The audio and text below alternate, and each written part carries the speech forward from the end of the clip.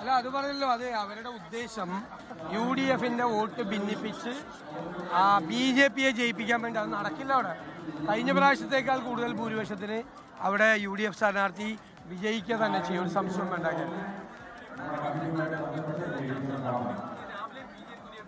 അതൊന്നുമില്ല, അതൊക്കെ ഓരോരുത്തർക്ക് ഇഷ്ടമുള്ളവർ ഒരു ചർച്ചയും കോൺഗ്രസിലില്ല, ഒരു ചർച്ചയില്ല. കാരണം മുതിർന്ന നേതാക്കന്മാർ തമ്മിൽ കൃത്യമായ ധാരണയുണ്ട്. അഖിലേന്ത്യാ കോൺഗ്രസ് കമ്മിറ്റിക്ക് ഒരു പ്രൊസീജിയറുണ്ട്. ആ പ്രൊസീജിയർ അനുസരിച്ച് തെരഞ്ഞെടുപ്പ് കഴിയുമ്പോൾ തെലങ്കാനയിലും കർണാടകത്തിലും ചെയ്തതുപോലെ ഒരു മുഖ്യമന്ത്രിയെ തിരഞ്ഞെടുക്കുക. അതിൻ്റെ അപ്പുറത്തേക്ക് വേറൊന്നുമില്ല.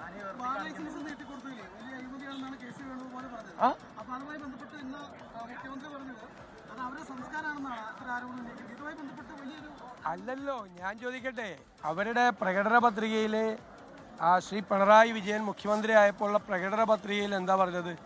മദ്യത്തിൻ്റെ ലഭ്യത കുറയ്ക്കും എന്ന് ഉറപ്പ് പറഞ്ഞു. എന്നിട്ട് 29 ബാർ ഉണ്ടായിരുന്ന സ്ഥലത്ത് 1000 ബാറാക്കി കൊടുത്ത ആളാണ് പിണറായി വിജയൻ. ഞങ്ങളെ പഠിപ്പിക്കാൻ വരില്ലേ? അതാണ് ഞങ്ങൾക്ക് പറയാല്ലേ, ഞങ്ങളെ പഠിപ്പിക്കാൻ വരില്ലേ? പ്രകടന പത്രികയിൽ മദ്യത്തിൻ്റെ ലഭ്യത കുറയ്ക്കും എന്ന് പ്രകടന പത്രികയിൽ 2016 എഴുതി വെച്ചിട്ട് അധികാരത്തിൽ വന്നപ്പോൾ 29 ബാർ ഉണ്ടായിരുന്നത് 1000 ബാറാക്കിയ നേതാവാണ് പിണറായി വിജയൻ. മനസ്സിലായല്ലോ? അപ്പോൾ അദ്ദേഹം ഞങ്ങളെക്കുറിച്ച് മദ്യനയത്തെക്കുറിച്ച് പഠിപ്പിക്കാൻ വരണ്ട.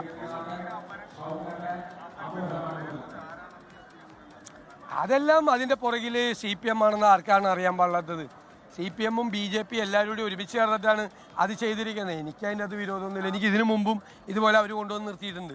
അന്ന് ഞാൻ ജയിച്ചിട്ടുണ്ട്.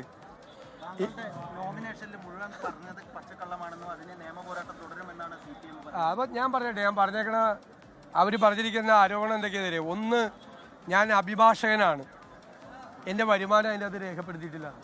ഞാൻ 25 വർഷമായി പ്രാക്ടീസ് ചെയ്തിട്ട് പിന്നെ എങ്ങനെയാണ് ഞാൻ വരുമാനം രേഖപ്പെടുത്തുന്നത്? എന്തൊരു വിഡ്ഢിത്തം നിറഞ്ഞ ഒബ്ജക്ഷനാണ്. കേൾക്ക്. 1. 2, ഞാൻ എൻ്റെ വണ്ടിക്ക് ഫൈൻ അടിച്ചു, അത് ഞാൻ അടച്ചിട്ടില്ല. എൻ്റെ വണ്ടിക്ക് ഒരു ബാധ്യതയില്ലെന്ന് ടൂറിസം ഡയറക്ടറാണ് എൻ്റെ ഓണർ. അദ്ദേഹം എനിക്ക് NOC തന്നിട്ടുണ്ട്. NOC ഞാൻ ഹാജരാക്കിയിട്ടുണ്ട്. 2022 എനിക്ക് ഈ പുതിയ വണ്ടി തന്നത്. പഴയ വണ്ടി എന്നിട്ട് ടൂറിസം ഏറ്റെടുത്തു. ആ പഴയ വണ്ടി ടൂറിസത്തിൻ്റെ ഇരിക്കുമ്പോൾ 2023 ആ വണ്ടിക്ക് ഫൈൻ അടിച്ചതിന് ഞാൻ എന്തിനാ ഫൈൻ കൊടുക്കണത്?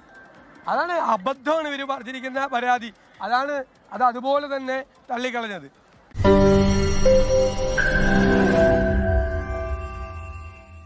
ലോകത്തെവിടെയായാലും ഏത് സമയത്തും 24 വാർത്തകളും ഓഗ്മെന്റഡ് റിയാലിറ്റി പാക്കേജുകളും എക്സ്പ്ലെയിനറുകളും വിശദമായി കാണാൻ ഞങ്ങളുടെ YouTube ചാനൽ നിങ്ങൾക്ക് സബ്സ്ക്രൈബ് ചെയ്യാം.